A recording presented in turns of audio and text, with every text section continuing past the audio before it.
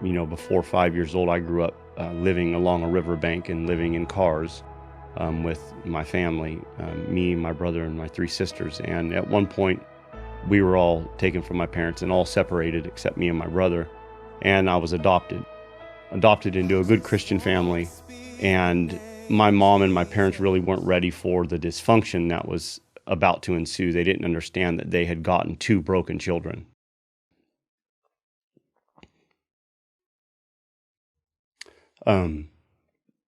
They tried their best to deal with that. From the ages of 5 or 6 to about 12 was just complete dysfunction in my household. It was just a lot of anger. I didn't understand what had happened in my life. So I decided to move out at about 12. So I lived on the street from the time I was 12 to the time I was 19. And I ended up being a skinhead from the time I was about 13 to the time I was 28. Just a very lonely existence, filled with just racism, hatred, violence, drugs, anything that you can think of. It's what I was doing to try to fill that void my whole life. But that's when God called me to pull my head out and do something else, and that's when I came here. And the rest is history, I guess, as they say. I just want to speak the name of Jesus over fear and all anxiety, to every soul held captive by depression. I speak Jesus. It got really bad just before I got arrested. I was homeless. Wasn't able to see my kids. Had been kicked out of my mom's house. When I got arrested, I was walking the streets, had nowhere to go, strung out. It was like 165 pounds or something. Had nothing, nowhere, nobody. When I was in treatment, they were going through sober living places that I could go to and this and that. And they said, well, there's this faith-based one in McPherson called the Omega Project. And so that was the only one that they had to offer that was faith-based. And so that's why I chose to come here. I was a hot mess when I came in. I didn't really care about other people's feelings or how I made them feel. I just did me. I did what I want. Got me in a lot of trouble. When I first got here, I actually caught a DUI. And I had to go through CKF. That was part of the probation. And Chris at CKF introduced me to Pastor. I was somebody that was lost, most definitely. Just broken mind, body, and spirit.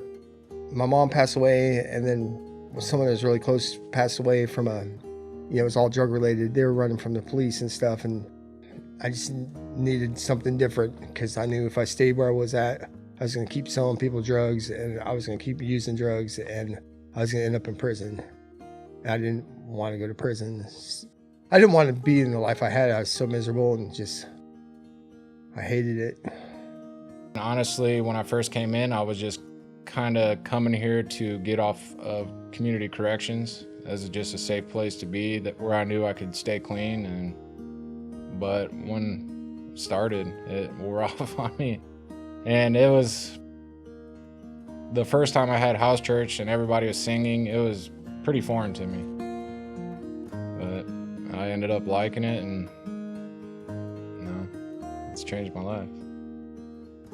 A mess, total mess. Very lost. Didn't know who I was anymore. Lost my faith in God. Just was not there anymore.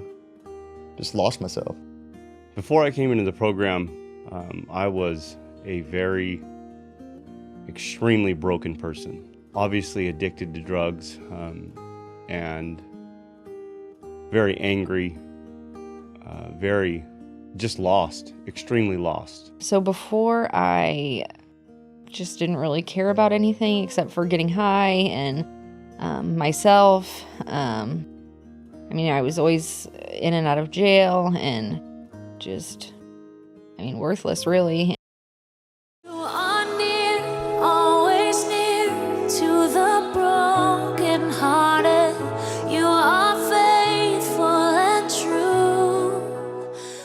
The hardest part of being a resident of Mega Project is all the roommates, probably. That and just facing stuff that you're not willing to face and being willing to face them, knowing that that's what it's going to take to change your life. Living with women has been hard for me to do. I'm very rebellious, and so a second thing that I didn't always react well to is accountability. Even small things, going to the store, just going for a ride, became a fight for me because I was like, I am 51 years old. I am not. Why do I have to tell people where I'm going? And, now that I am a leader, I get it. Living in a house full of other people. I didn't much care for people. So yeah, that was kind of a stretch for me. Each person has their own personality, their own habits, their own character defects. And when you have 7 different people with each one of those issues in a house, there's clashing points, and some people aren't in the same spot as everybody else in the house, and some people are just here for some place to sleep. A lot of issues in my past. I never really realized how deep they were in my life and how much they actually dictated my life. People that I was around, my little circle, so to speak, the houses that I was in, it took them to bring that to light into my life. And for the longest, I didn't want to let go of it. I built walls because I wasn't going to get hurt again. I wasn't going to let nobody in to hurt me. But yet those walls were stopping me from putting God really into my life as I needed it. I just didn't have the room for God. The room I had was for Mark. Letting go of control and understanding that I can't force behavior in other people, and to see people for who they are and not based on judgment, but based on that's just who they are. And to be able to, and this is a hard one I'm still working at, but to be able to appreciate different parts of a person, that was a hard one because I'm either I don't like you or you're in. I have a problem. I like to run a lot. So just not running. Staying. I had class from 8 in the morning till 10 in the morning, and then I went to work from 11 to 5, and then I went to CKF from 5:30 to 8:30, and so almost right off the bat, I was doing really long hours. Opening up to people and wanting to trust people was probably the most challenging because everybody was telling me, to open up, and I just don't like to share a lot of things, really, so that was really challenging for me. Living with other people was probably the hardest thing for me, being around different personalities. And I just say getting up the first 2 months I was here, getting up in the morning and going to class was probably the hardest part because I needed to sleep because I hadn't slept in so long. But besides that, seeing people come and go and not get the program is kind of hard. Putting time and effort in people and then them just leaving, that's pretty hard. Because this is kind of a big commitment, changing your whole life. Surrendering. Not trying to make my own will into the world and just kind of waiting and resting and trusting God. Tell me why would I turn back now? There's no end to the love I found. Future's bright and there ain't no doubt. I've been chased. I mean, I am not doing drugs or, involved in any illegal activity anymore. So that's probably been the biggest change. I mean, because I guess I've kind of always felt like I didn't really need anybody and I was better, by myself, and you don't trust anybody and nobody can take advantage of you or hurt you and stuff like that. But I quickly realized that relationships are important. Actually pouring into other people, sacrificing for other people. I'd say that's the biggest one. I used to not give people the time of day. And I was super horrible at remembering people's names because it really didn't matter to me. Peace. I've not had that very much in my life before drugs. I certainly didn't have that in my life during drugs. That it certainly has changed my life. That word, peace. It has changed my relationships. It has actually kind of changed how I look at myself. I've learned that my value needs to come from God. And as long as I'm enough for God, that puts me at peace with myself. I think probably the biggest improvement for me was to not take things personally, because I do take things to heart, and I do expect reactions to be influenced by me, and so therefore I always took things to heart, and then made me more angry that I wasn't having a positive influence. And that was probably the hardest part of my walk, learning not to take things personally. I still have to work on it daily. When it does crop up, I'm able to not stuff it back down, but deal with it in a healthy way that I can actually relieve myself of it. Mainly the way I think. I was very negative. I was a loner. And as soon as I woke up, I had negative thoughts in my mind, and I couldn't figure out why my quality of life was so bad. But now I've learned to think positive, and I can trust my burdens to God. And what Pastor always says, what flows through you sticks to you. And I put that into practice and tried to filter out all the negative stuff that I could, and it worked. I feel like I'm more peaceful now instead of as wild and crazy, out of control. I think about what I have to do and my actions before I act on them instead of just blowing up. I've become a better person. That's a hard one, actually. Patience. Some people might disagree with that. I have a great relationship with my kids. I mean, I see them all the time. I've repaired the relationships with my family, with my ex-wife. Completed community corrections. Got my license back. I bought a car. I paid off probably $5,000 in fines and restored relationships. I'm about to move into a house, and so I mean everything's basically been reversed. You know, everything I lost, I've gained back, and plus some. Once the walls started coming down, I became a little bit more humble, less judgment, using judgmentality against people, less critical, more loving. It's changed my life. It's turned me around. And I couldn't have done it without the help of my brothers and sisters and pastor. This program really works. It's awesome. I used to use people, take advantage of them, and all a person to me was a way to make money or get what I wanted, and I didn't care about them or anything. And now I listen to what people say and have feelings for them, ask them how their day is, help them out, you know, if they need something, especially new people, like they don't have any socks, I'll give them socks, or, you know, get them some food, or, you know, just things I would, like, when I was on the streets, I would do that, but it was so I could get something, you know, and I'd do it just for the satisfaction of putting a smile on their face. I'd have to say the care for myself and for others. I mean, I didn't care for myself. I didn't have an interest in others. I was more concerned about myself, but didn't care what I did. I just did whatever I had to do to feel better about everything. I am myself again. I'm finally Christopher Dorn, and, you know, a loving family guy, and loves people, loves to help people, and loves having people in his life. And before, I wasn't like that. I didn't have that. Didn't feel that. My feet are on the rock. My feet are on the rock. My feet are on the rock.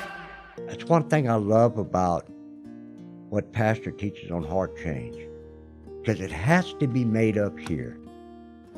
My relationship with God, I think, is important. My relationship with other healthy people.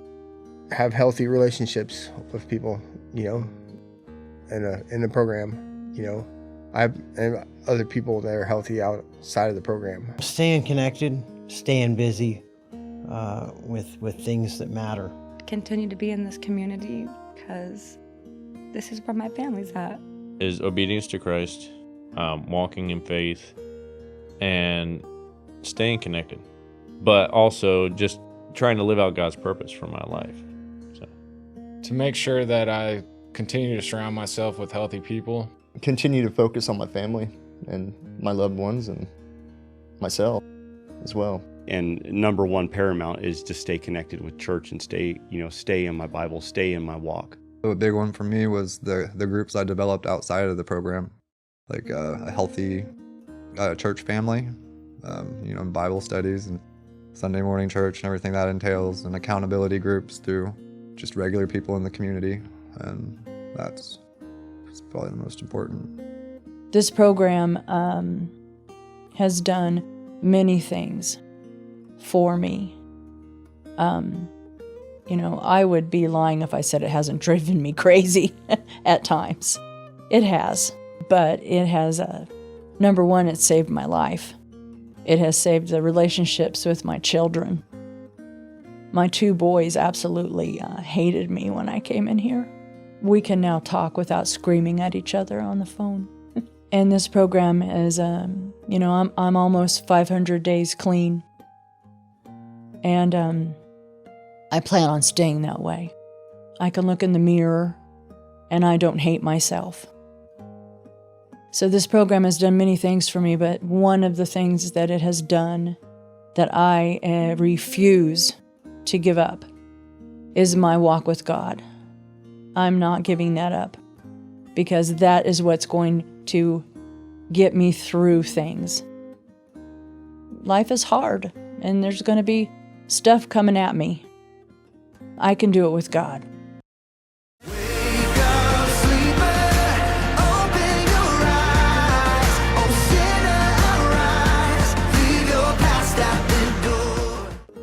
Oddly enough, the most impactful thing is having all the roommates. Having to deal with various personalities in a healthy, godly fashion is one of the things that helped me grow, that helped me get control of my anger, one of the things that helped me realize that we do have to combat evil with good. We have to show love when there is no reason to do it. When I relapsed, Charlotte was very loving and caring. How she did the forgiveness process. Never have really had that, so that was my turning point, I feel. Well, there was this time when Pastor got in my face and said, "Quit it!" And it just stuck in my head all the time. Mainly the people I've met, like Mason and Steve, and just the friendships. I thought I had friends and stuff, but I really found out what friends, people I can go and talk about, like about my day and stuff, and like when I was on the streets, couldn't do that, and I used to be real angry, and I'm not angry anymore. Patience. Be still, Mark. Be quiet. Before I came to the program, I went 10 years without having a job. I was a drug dealer, and that's what I relied on for money. Basically just being able to do life at all. I mean, before I came into the program, I didn't budget money. I was horrible at even paying bills on time. And I came here and now I know how to budget. I bought a car, finally got my license back. Everything has been significant.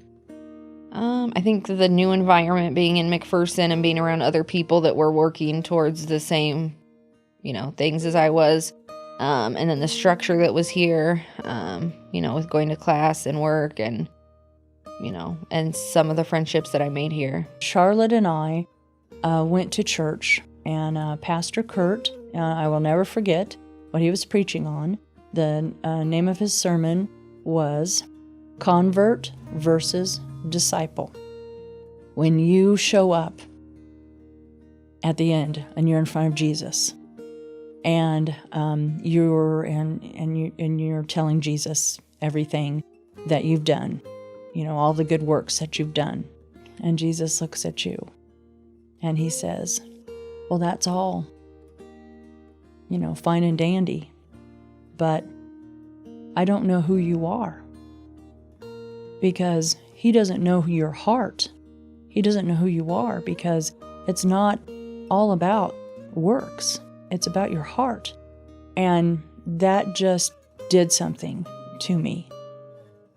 Something changed. I wanted to become a disciple. I knew something good was happening. And for the first time in a long time, I was starting to feel hope.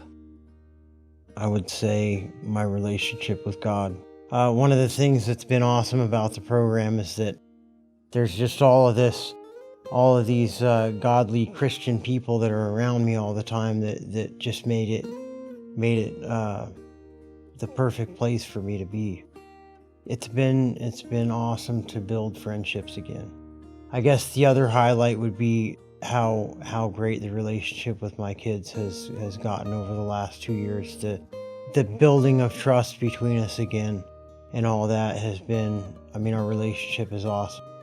Being able to help people. I had a guy that was in my house that was struggling one day, came to me, and we sat down and talked it out, and I told him how I felt about it and my beliefs and my recommendation, and he came back to me 2 days later and said if it wasn't for you, I probably would have left by now. And that was probably a big thing for me. Felt good. The support of my family and the support of everybody here, the support of Pastor Case. I've never felt that much love before, and I think that's really what helped me through it all. The smallest things were transformational for me, like being able to lay my wallet down on a table and walk away from it and go into a different room or leave it on the table overnight. It was the trust factor. And when I saw that this program, everybody here loved me in spite of my flaws, in spite of anything that I've ever been through, and no judgment, just complete understanding, that was transformational for me. The understanding that my addiction wasn't the problem, my character flaws weren't the problem, all the issues in my life that I'd ever gone through weren't the problem. It was my lack of a walk with Christ, my lack of faith, my lack of understanding who I am in God. Cleanse me from iniquity and teach me wisdom in the secret heart.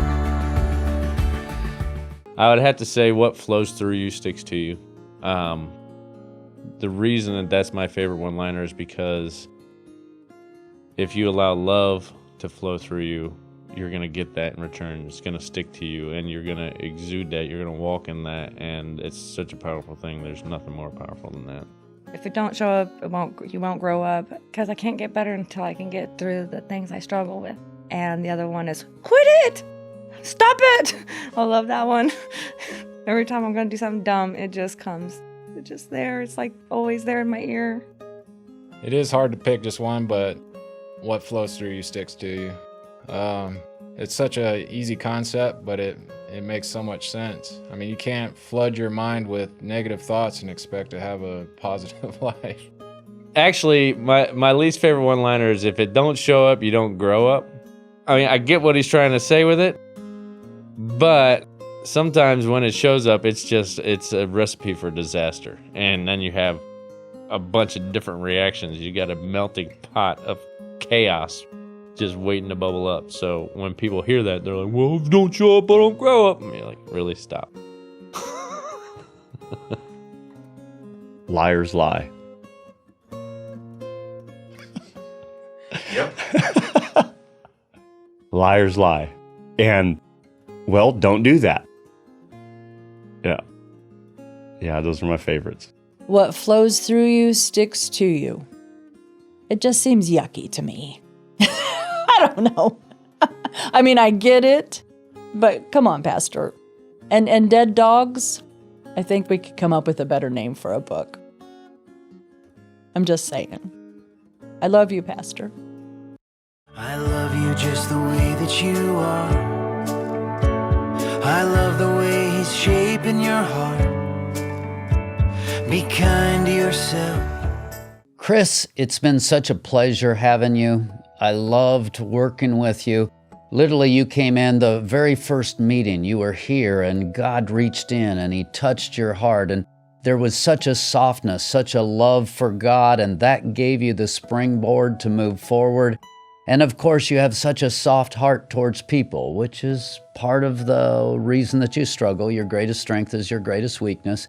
So it's been a journey for you to learn how to just walk that out, how to learn to continue to love and be loved and do it in a healthy way so that you could grow into strength. Man, everybody who knows you, they love that heart of you, and I hope and I pray that you stay strong, you stay in there. I thank God for all the progress you made, and I'm excited that you're a graduate of the program. Pastor Case, I want to thank you for everything you've done for me. My family thanks you as well. I don't know if I'd be as far in life right now if it wasn't for you in this program. So thank you for everything you've done. James, we have a history. I can remember the walks and the talks and going back and forth, and then you stepping away for a period of time and coming back. But when you came back, there was a different feel about you. You were plugged in. You had this feel of, I'm going to do this. And I love that will. I love that hard will. Sometimes it's a little bit scary when that happens with people because it steps over into the self zone and it gets into a pride zone. And obviously, your greatest strength is your greatest weakness, so that needs to be watched. But at the same time, you have that fire within you that says, I'm going to walk this through. And I thank God for that. I thank God for the strength of character that you have, the leadership you're able to bring. And hopefully, as you're stepping into this place of graduation, there can be a celebration for look at what God has done and a rejoicing in all of that work. I want to say a congratulations to you, and I thank God for what I've seen happen. Pastor Case, you know how much I love you. And like I said before, and I've told you before, that you've taught me more about the character of God than any man on this planet, and that understanding has done wonders for me. It's allowed me to let go of things that I never thought I could let go of, and without your guidance and your shepherding, I don't know that I would have ever got there. And just so you know, as I'm sure you do, you always have a trusted and loyal friend in me. Trevor, you didn't come in with a bang. It really was slow but steady. When you first came in, I could almost watch you. You were evaluating everyone and everything, and you were really sensitive to, is this person taking advantage of me? Am I getting used here? And you were slow to trust, and it was just little by little. And then when you got a job and you began to have that daily interaction, that was huge for you. But what really characterizes your time with us is that slow but steady. It was just a little bit here, and then the next step, and then the next step. And you've probably been the best example of that of anybody that I ever saw. Most of the time with people, we have this quantum leap where someone really jumps and then they fall back and it's over and back. But I thank God for you. I thank God for your steadiness, for your example, and keep it up. Just keep walking that thing out one day at a time, one step at a time. That's the power that God has put in you, is faithfulness. And as you continue that, you can be a shining example of a graduate of this program. Pastor Case, thank you so much for, taking so much time out of your life and starting this program and putting up with all the struggles that you have and continue to be so happy and willing to help us out. And you've changed my life and several others, and we all appreciate you. Christy, it's been a challenge. It's been an adventure. Of course, when you came in, the first thing that I was talking about was, okay, let's settle it down. Let's learn to walk in peace. And you did that for a while, and then all of a sudden stuff just kind of fired up. There was a trigger there, and we had our challenges. We had to battle it out back and forth, and it took a while for you to begin to understand that this is what the process looks like, and get it to a point of being willing to surrender and really actively engaging in heart change. But you know how you are. once you put your mind to it to get heart change, you went after it with a gusto, and it's been amazing to watch you, especially over the last 6 months and beyond, the quickness with which you grew and the fire that you've had to sink your teeth into this thing and go. I thank God for the chance to know you, and I look forward to what's going to continue to happen after you graduate. I just want to thank you for sending me to my room. As a kid, my mom and dad really didn't do that very often. And I just want to thank you for doing that. It needed to happen. So I want to tell you how much I appreciate having you in my life. And thank you very much, Pastor. I love you. Kenny, you came in surprisingly not with a bang, but more of an, I don't want to call it a whimper because that would insult you, but you actually came in very quiet and very mellow and very much willing to lay down and listen to what we said, and got off to an incredible start. Obviously, the visit back home didn't go so well, and some things were a struggle at that point. But I've been amazed at how a person who is so strong chose to trust in a way that it did bring heart change. And it's been a challenge for you. You'd jump forward, and then you'd hit a difficult point, and you'd step back, and you would reach out to us and re-engage the trust. And it's been a fight all the way through, but I've loved it. I've loved watching you get heart change. Kenny, I look forward to great things for you. Continue to press in and do great things for God.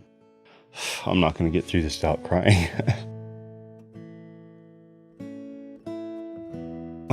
I just want to say thank you, Pastor. You have, and I try not to give you too much credit a lot of the time, but you have absolutely changed my life. You've given me the tools to keep going and stand up when I thought that I couldn't. And, you know, I say you because you have continually kept yourself in a place where you can hear from Christ, where you can tell us the things that we need to be told, whether it's hard stuff, doesn't matter what it is. And you've dedicated your life to listening to what he says. And I love you for that, and I thank you. I don't know what I would have done, where I would be. I can't imagine. I don't even know what my life would be like right now without you. And what a blessing this ministry is, what a blessing you are, what a blessing Kelly is, and everybody in the program. And just thank you so much. Thank you just doesn't describe it. I love you, and I appreciate everything you've done for me. Mark, you've been a unique individual.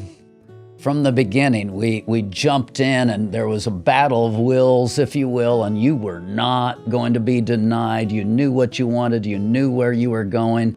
And so it's been an on again, off again, up, down. But I remember the time when there was that breakthrough, when I felt like you opened up beyond where you had ever been, and you had began to tell your story in a more credible way. Ever since that point, I think I know, that was such a turning point, because it didn't just change your relationship with me. It changed your relationship with, first of all, program people, and now it's changed it with the way you relate to everyone. You're a different person. You're a new man. You're able to walk with life in a way that you never have before. That is worthy of graduation material. I thank God for you and wish the best for you as you continue moving forward. If you ever seen a landslide, okay, ones with rocks, like you're going through a mountain region, and you see all these big giant boulders, and there's a bunch of little rocks above them, okay? We tend to want to, okay, I'm going to make room for God, so I'm going to grab this little rock here, grab this little rock here. I'll get this little bit out of the way. And all that's happening is another rock's moving in its place. The only way room's going to be made is if we remove the big boulder out of the way. And all the little rocks will come coming down. Then now you've got some space. Gary, it's amazing where you've come to.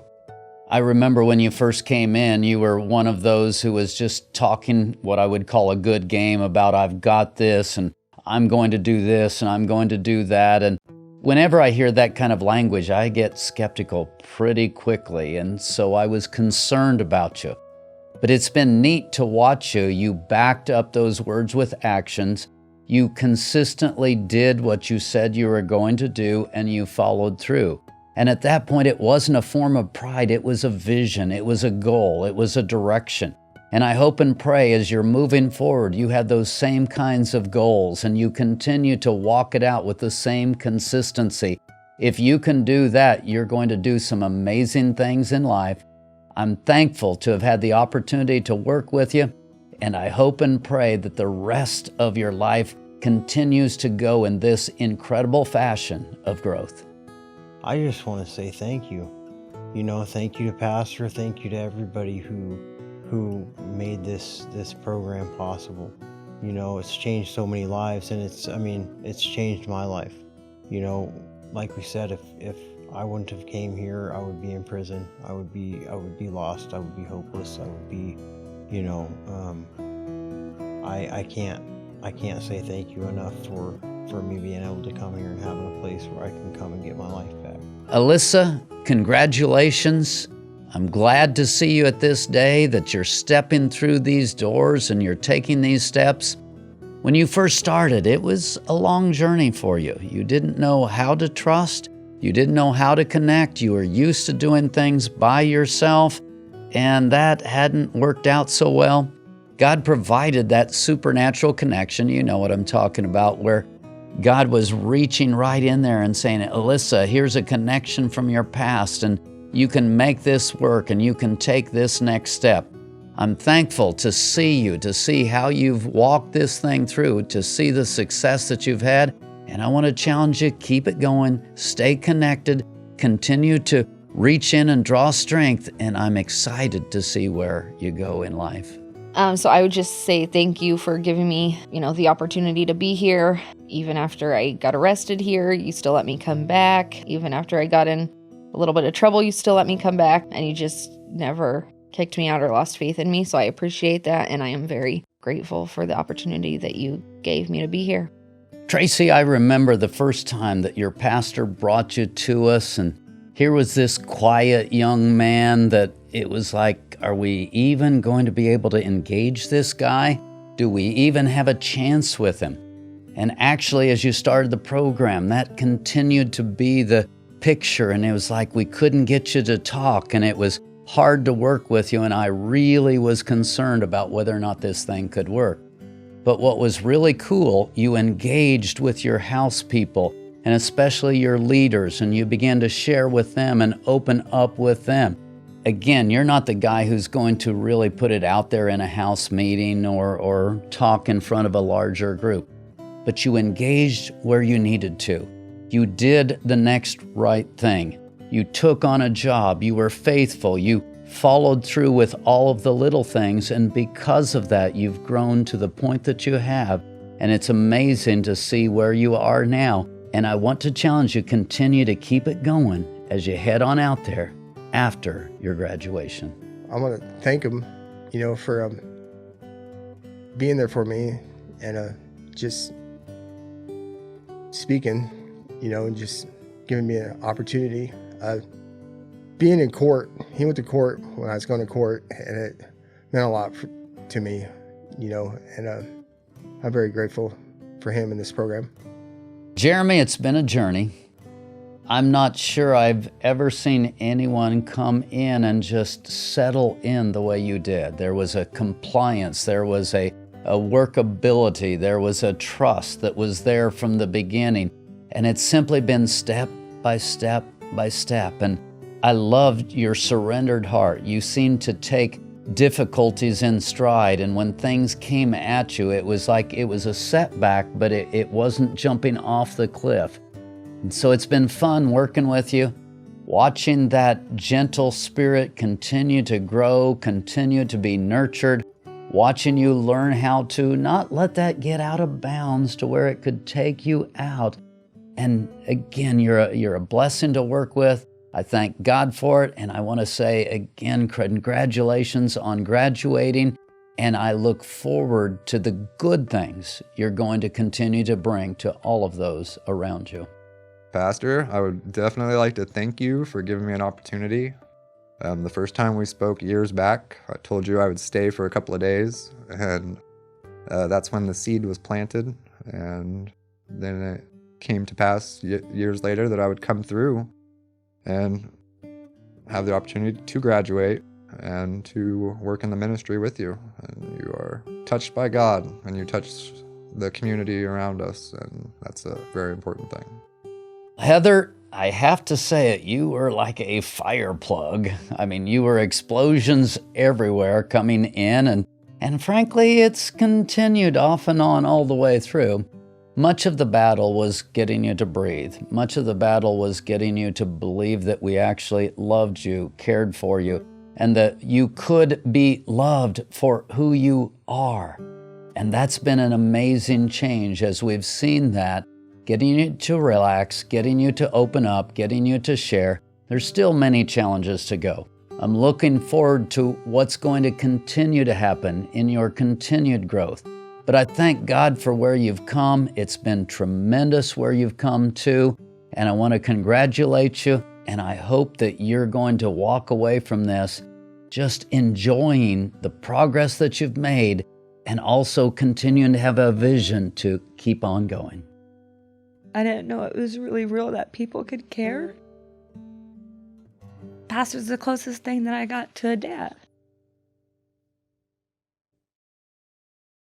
I love you, Dad. Do not lose heart, but take these truths and day by day focus on them. Preach them to yourself every morning. Get alone with God and preach His word into your mind until your heart sings with confidence that you are new and cared for. If you're in addiction and you need help, the Omega program has been a beacon of hope for the lost. It is a way to find yourself, to lose the old you, and discover the new you, the one that's made in Christ. And there's only one way to salvation, and that is through our Lord and Savior Jesus Christ. And Pastor Case has taught me more about God's character than any man that I've ever met.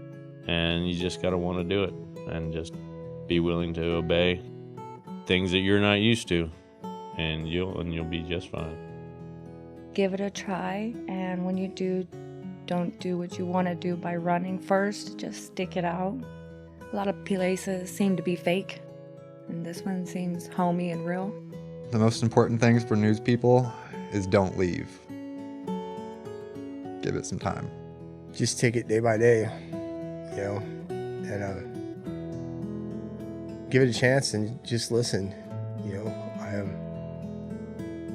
it changed my life, and if you knew who I was before, you'd be amazed.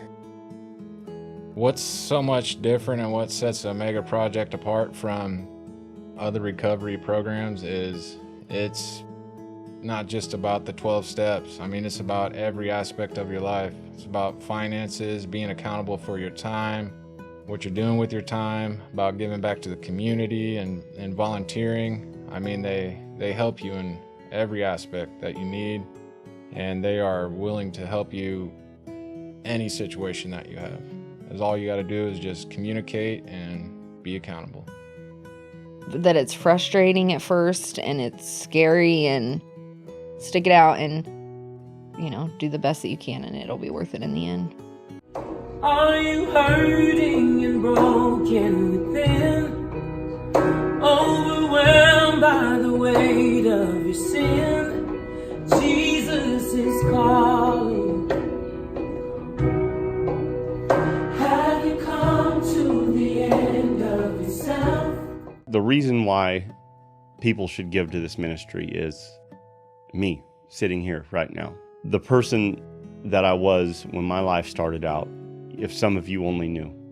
It's just amazing how when you introduce Christ to somebody, when you teach them what a walk with Christ is, when you teach them and guide them, and teach them who they are in Christ, how transformational that is. None of this works without God. God is the center of it.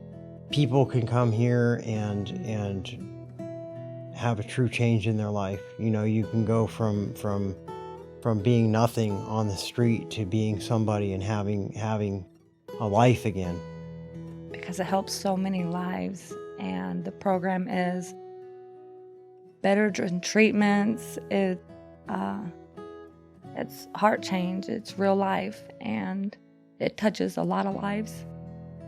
We take the lost, the hurt, and the broken, the ones that don't have any help and that need it, and do what we can when we can, and it helps to have a bigger base for that. The healthy don't need a doctor. We do, and unfortunately, it comes with a price tag here in this world. Until Jesus comes back, this is what we got to deal with. And I've hit so many states in my life, many countries, and I have yet to come across a program that works like this does, where I can see such a significant change in people's lives. Anytime that you can change a person to better, what better investment is there? Well, they're changing lives. You know, they changed my life. And I'm sure there's some account of how many people have came through the Omega Project, and that's a pretty significant impact. Because it works. Being addiction is being like a prison in your own body and mind. And programs like the Omega Project give us a chance to start again and to know that we are loved and that we can be part of society and, you know, change our lives and be just like anybody else. People don't just choose to be a drug addict. You know, it's a struggle, it's a life struggle. Being an addict doesn't make you a bad person. I know a lot of great people that were drug addicts, that are recovering drug addicts, and without places like this, they wouldn't be where they're at today. And if you are a donor, I want to thank you, because this has changed my life. From my mother's womb, you've chosen me. Your love has called my name, and I've been born again to your family. Oh, your blood flows through my veins, and I'm no longer a slave to fear. Oh, I am a child of God. I'm no longer a slave to fear. Oh, I am a child of God.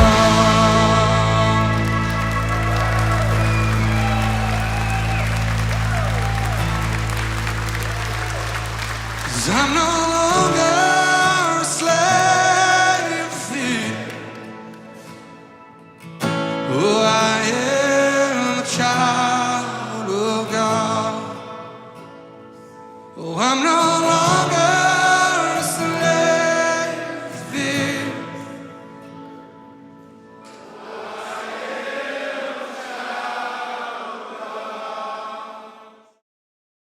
If you need heart surgery, then you go to a hospital. If you need heart change, just come on down to McPherson, Kansas. Take your shoes off for a while and stay. Outtakes here, okay? Oh, I've got a few of them already. I'm a man of few words. See, now you got me on the spot. Because Let's just start that one from the beginning. I get long-winded, don't I? And he asked them a question. Who's greater, he who's serving the feet? Jesus saying, pray for their...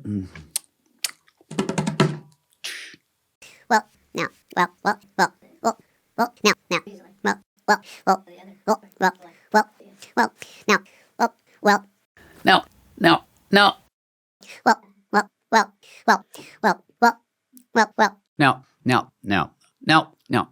But then Paul, are you going to matter Jesus? Are you going to matter Jesus? Are you going to honor Jesus? What is leather but sounds like a sneeze? A shoe. Peace out.